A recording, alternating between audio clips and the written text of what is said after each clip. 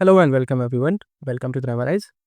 और last lecture में हम पढ़ चुके थे, हम लिख रहे थे कि कैसे जो गोल्डबर्ग और मैकेन हैं वो स्टैनले से बातचीत कर रहे हैं। स्टैनले उन्हें डरा धमका के बोलता है कि नहीं, आप यहाँ पे शराब नहीं पी सकते, आप यहाँ पर रह नहीं सकते, और बहुत बड़ी मिस्टेक हो गई है जो मैग है उनसे, और हमारे पास तो रूम ही नहीं है, हमारे पास लाइसेंस नहीं है लिखर का। ठीक है। और इस पे फिर वो दोनों लोग थोड़े अप्रहेंसिव हो जाते हैं, वो टुवर्ड्स स्टेल लेफ्ट उससे बोलते हैं कि या तो तुम चुपचाप से बैठ जाओ, ठीक है, otherwise this won't be good for you. और फिर वो उसका इंटरोगेशन सीन आता है जहाँ पे उससे बहुत सारे उल्टे सीधे सवाल पूछे जाते हैं कि तुम लुलू को अच्छी तरह ट्रीट क्यों नहीं करते हो, उसको एज सोशल आउटकास्ट क्यों ट्रीट करते हो, है ना, एज अ लेपर उसको क्यों आप ट्रीट करते हो, आपने शादी क्यों नहीं करी, आपने शादी करी अपनी वाइफ को मार दिया। बहुत सारे ऐसे उल्टे सीधे सवाल की 1955 का जो मेलबर्न का मैच था उसमें विकेट पे पानी किसने डाला, ठीक है, और चिकन डायोड क्रॉस क्यों किया, और एग पहले आया या फिर आपकी जो हैन पहले है। इस तरह के बहुत ही लॉजिकल नॉनसेंसिकल क्वेश्चंस जो है उससे पूछे जाते हैं। और इस इंटरोगेशन के बाद उसकी हालत इतनी ख़राब हो जाती है स्टैनली की, वो उनकी बातों से इतना परेशान हो जाता है, इतना टायर्ड हो जाता है, मेंटली इतना एग्ज़ॉस्ट हो जाता है कि वो गोल्डबर्ग को उसके स्टमक में किक कर देता है। और इसी बात से जो है कि नाराज़ होके मैकेन जो है वो चेयर पुल करता है, उसको उसके ऊपर मारने की कोशिश करता है, लेकिन जो गोल्डबर्ग है वो उसे उससे रोक लेता है। चलिए अब आगे stainless predicament under the interrogation. देखिए प्रेडिकामेंट क्या होता है, इसका मतलब होता है बैड सिचुएशन, है ना, एक गंदी हालत। ठीक है, प्रेडिकामेंट का मतलब होता है bad situation.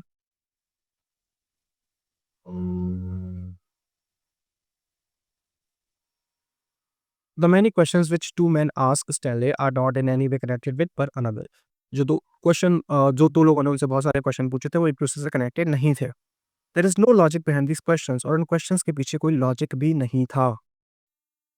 Some of the questions contradict each other, कुछ क्वेश्चंस एक दूसरे को कॉन्ट्राडिक्ट कर रहे थे, जैसे कि तुमने अपनी वाइफ को क्यों मारा, उसने कहा वाइफ कौन सी वाइफ, तो बोलता तुमने शादी क्यों नहीं की, तो पहले तो पूछ रहे कि वाइफ को क्यों मारा, फिर कह रहे तुमने शादी क्यों नहीं की। ठीक है, इस तरह के क्वेश्चंस भी थे। And the questions of mixed and miscellaneous kind of which nobody would be able to make or make head or tail. और क्वेश्चंस इस तरह के थे ना, वो ऊट-पटांग क्वेश्चंस थे कि उनका कोई सर-पैर नहीं था, है ना? उनका कोई भी जवाब नहीं दे पाता, कोई उनका लॉजिक ही नहीं था।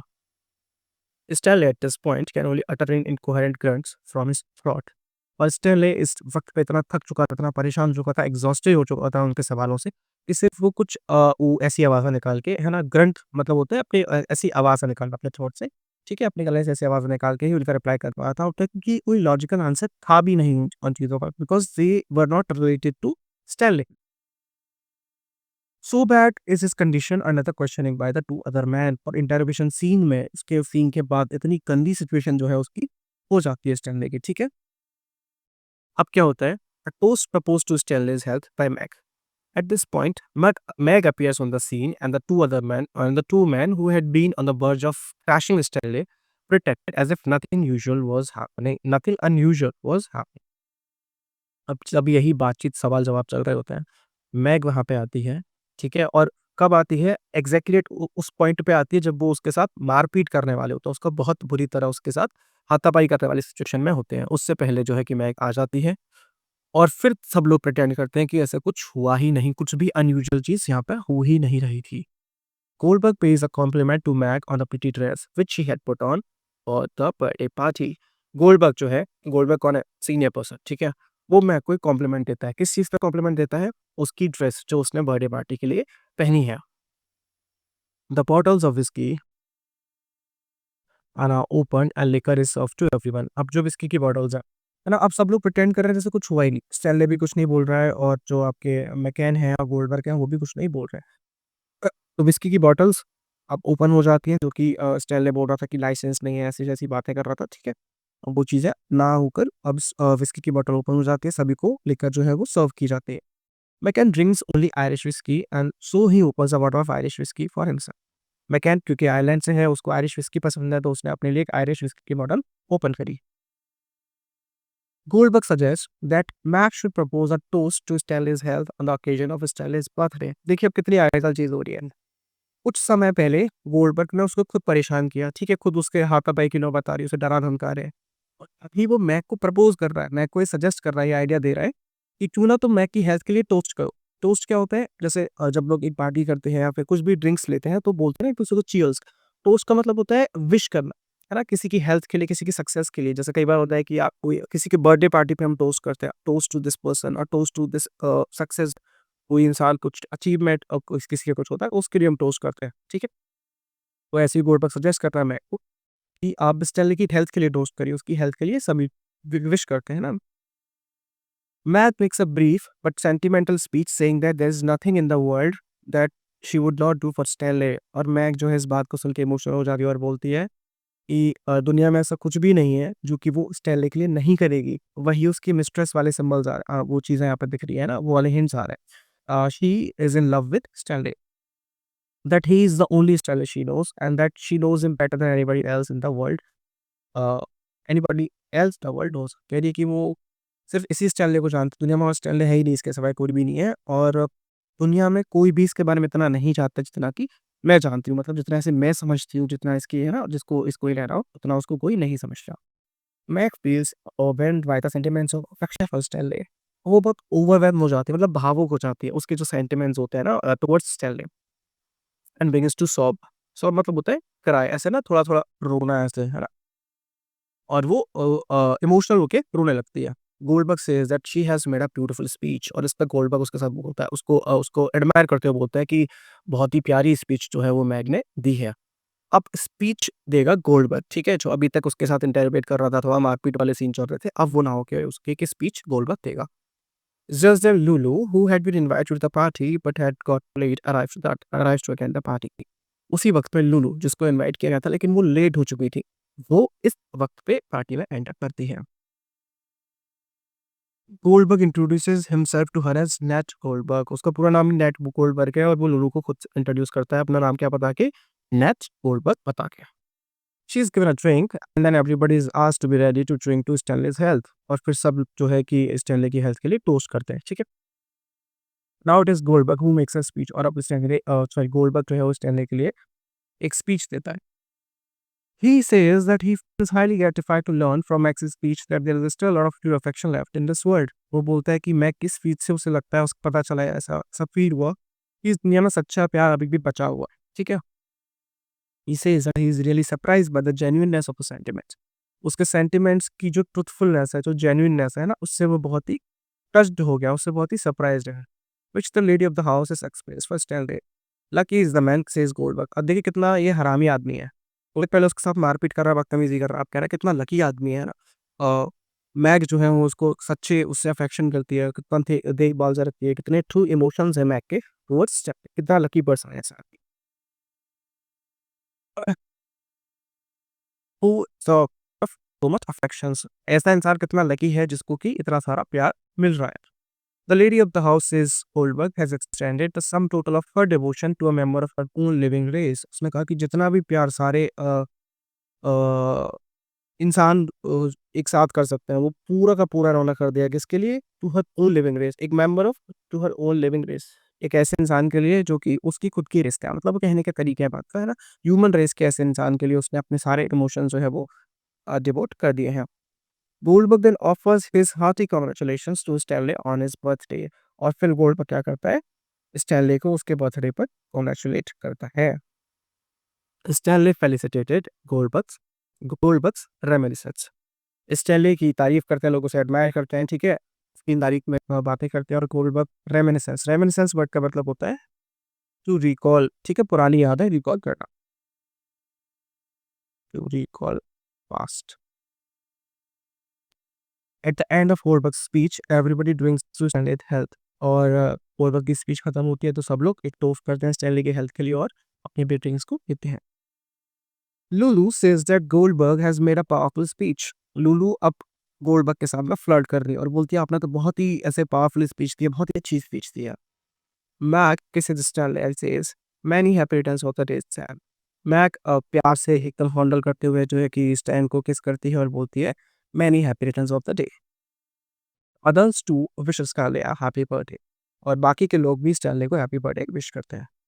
Lulu tells Goldberg that he is a marvelous speaker। He tells her that his first chance to deliver a speech came at the Ethical Hall, Bayswater, and that he had on that occasion spoken on the necessary and the possible। Goldberg says that his first speech had produced a terrific effect।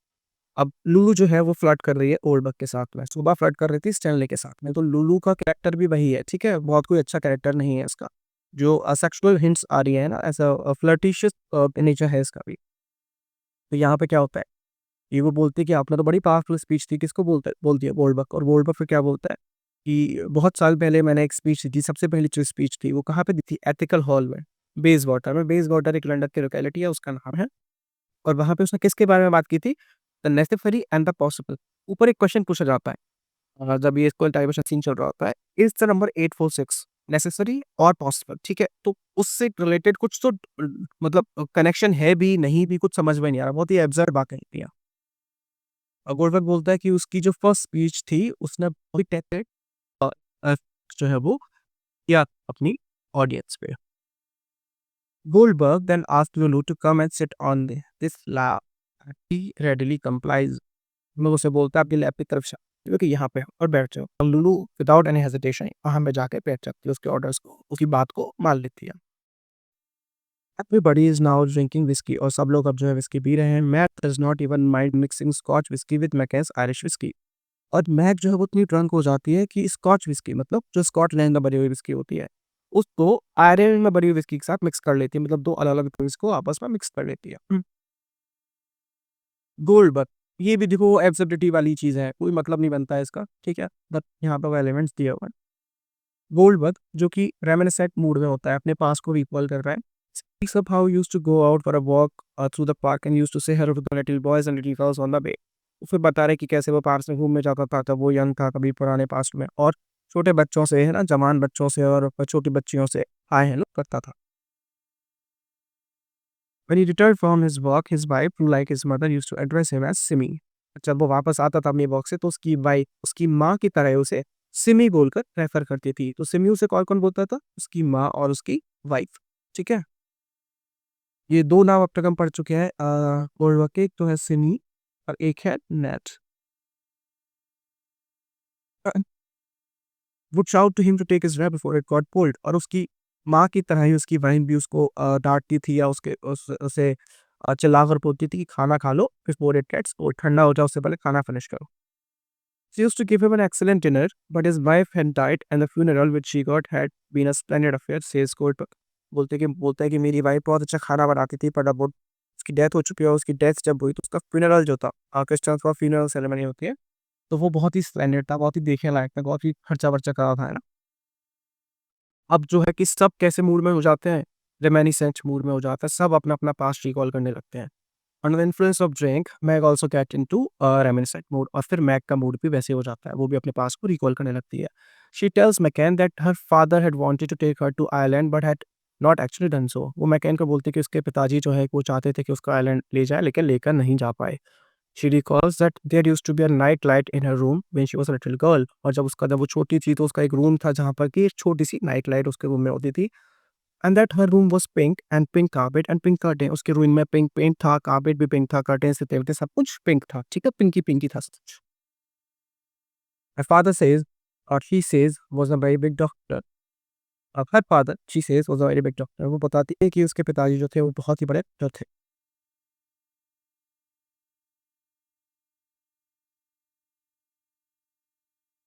Mag now asks McCann to give her a little more whisky, और फिर वो McCann को बोलते हैं कि थोड़ी सी whisky उसको और देती जाए। McCann fills her glass at the same time singing a line from Irish song. McCann उसका ग्लास फिल कर देता है और सेम टाइम पे क्या करता है, एक आयरिश सॉन्ग की लाइन गाने लगता है। Mac says that McCann has a lovely voice. Mac जो है कॉम्प्लीमेंट करती है मैकन को उसकी वॉइस के ऊपर। फिर अपन Goldberg ask McCann to sing a song, और गोल्डबर्ग उसे बोलता है कि क्यों ना तुम एक गाना गाओ, चलो पार्टी की शान बढ़ाओ, एक गाना गाओ। Lulu wants a love song, but Megan sings a patriotic song about the beauty of Ireland। Lulu क्योंकि फ्लर्टिशियस मूड में है गोल्डबर्ग के साथ, तो बोलती है कि एक लव सॉन्ग गाया जाए, लेकिन मैकन क्या गाता है, एक पेट्रियोटिक सॉन्ग गाता है, एक देशभक्ति का जो गीत है, जो गाना है वो गाता है। About what, about the beauty of art.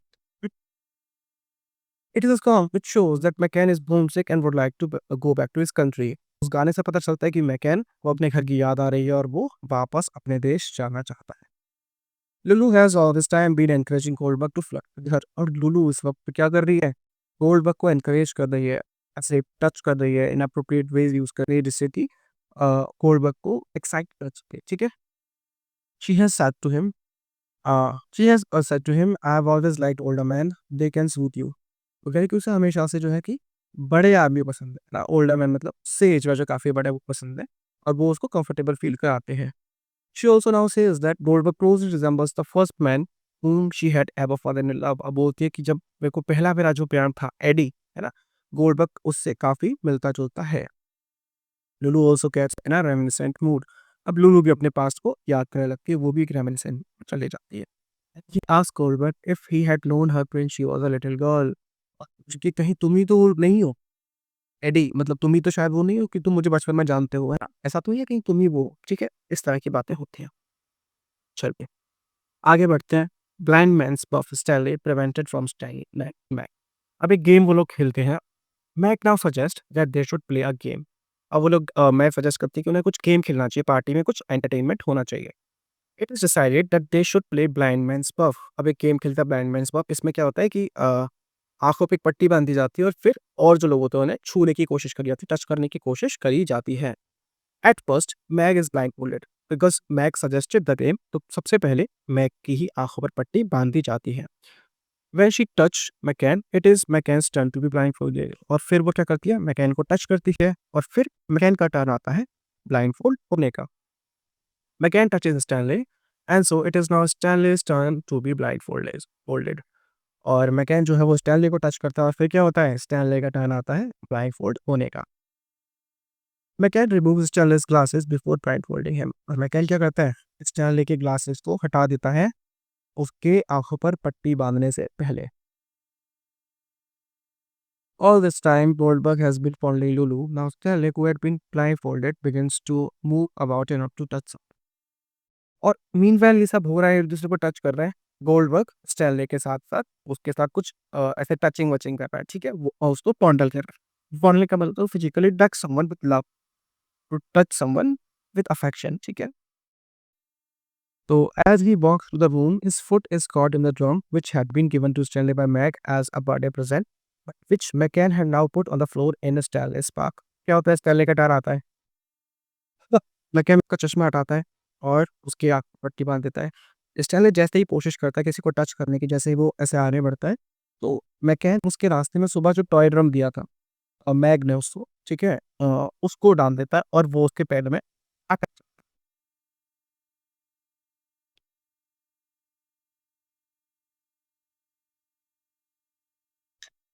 Stanley keeps moving with the drum clinging to his foot.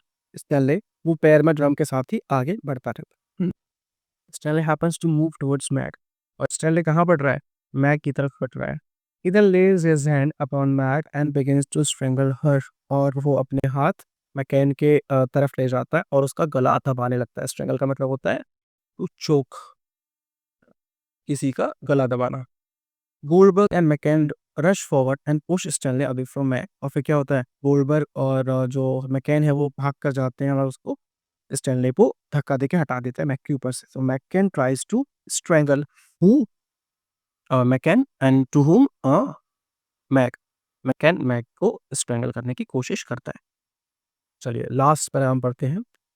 स्टैनले's attempt at rapping Lulu. अब स्टैनले जो है वो लुलू को रेप करने की कोशिश करेगा। Suddenly the electric lights goes out. और एकदम से जो है कि लाइट चले जाती है। And there is blackout in the room. और कमरे में अंधेरा हो जाता है। McCann lights his torch but his torch falls down from his hands and the room is again plunged into darkness. McCann अपनी टॉर्च निकालता है और उससे रूम में थोड़ा सा उजाला होता है, लेकिन अचानक से क्या होता है कि टॉर्च उसके हाथों से गिर जाती है और कमरे में दोबारा से अंधेरा हो जाता है। Stanley moves towards Lulu in the darkness. Lulu scream and फेंट्स। Stanley अंधेरे में क्या करता है, लुलू की तरफ जाता है। लुलू की चिल्लाने की आवाज़ आती है और वो बेहोश हो जाती है। Everybody is now in a state of confusion mingled with terror. अब हर कोई कन्फ्यूज़्ड है कि कौन चिल्लाया? चिल्लाया वो क्यों चिल्लाया? लुलू चिल्लाई तो क्यों चिल्लाई? ठीक है? और सबको डर लग रहा है। अंधेरा है तो किसी को नहीं पता कि क्या हो रहा है। After a little while McCann is able to find his torch. और थोड़ी देर बाद मैकेन को उसकी टॉर्च मिल जाती है। When McCann shines the torch, Lulu is seen lying spread eagled on the table with Stanley bending over her. जैसे ही मैकेन को टॉर्च मिलती है और वो टॉर्च लिट करता है, हम देखते हैं कि Lulu eagle spread, spread eagle का मतलब होता है जैसे जो ईगल होता है, जो गिद्ध होता है, जब वो अटैक करता है तो अपने हाथ पैर ऐसे फैला देता है। दोनों हाथ और ऐसे दोनों पे। इस पोजीशन में लूडो लेटी हुई है टेबल पर, ठीक है। Let me draw it. This is the position, ठीक है। ऐसे जो है लुलू लेटी हुई है टेबल पर, और स्टैनले उसके ऊपर बैंड कर रहा है, उसके ऊपर झुका हुआ है, मतलब he is trying to rape Lulu. As soon as the light of the torch falls upon Stanley, he begins to giggle.